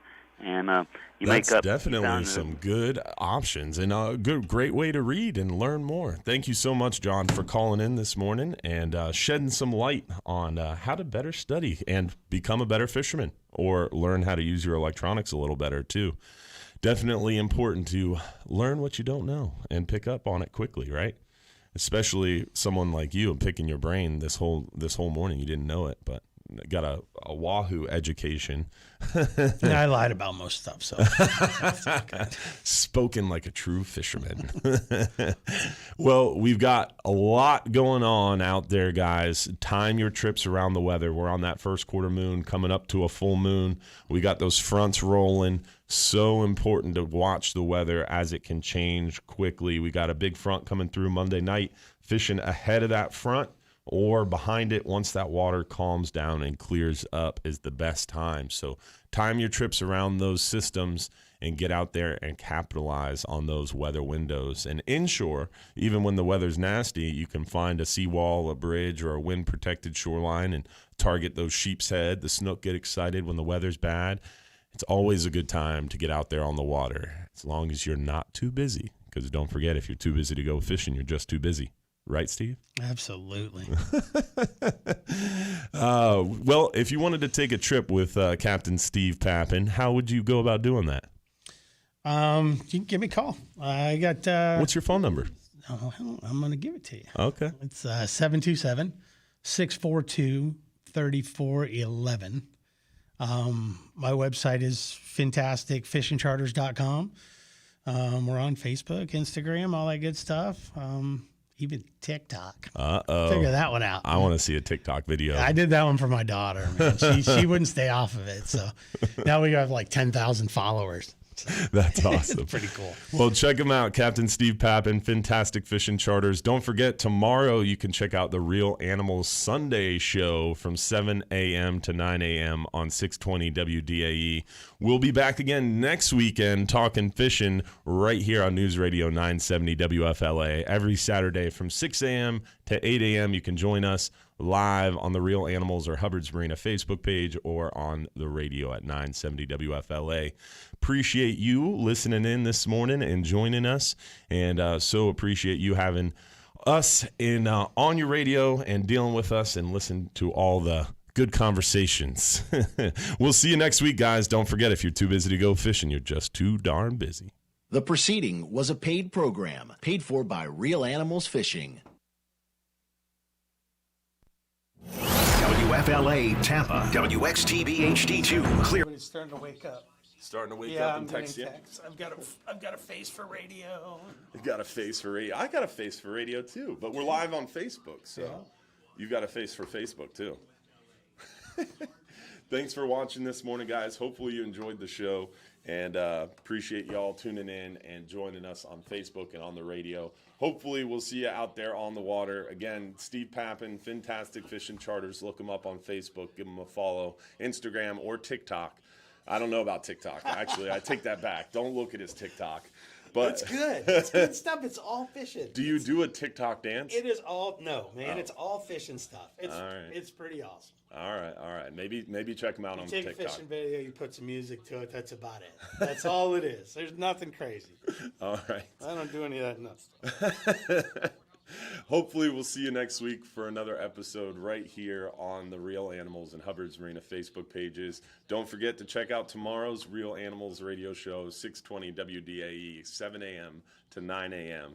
right there. And they're also live on the Real Animals Facebook page when Pat gets them up and going. So Y'all have a good week and tight lines. Avoid that bad weather. Time your trips around the fronts. We'll see you next time. Thanks for watching. Oops, wrong button.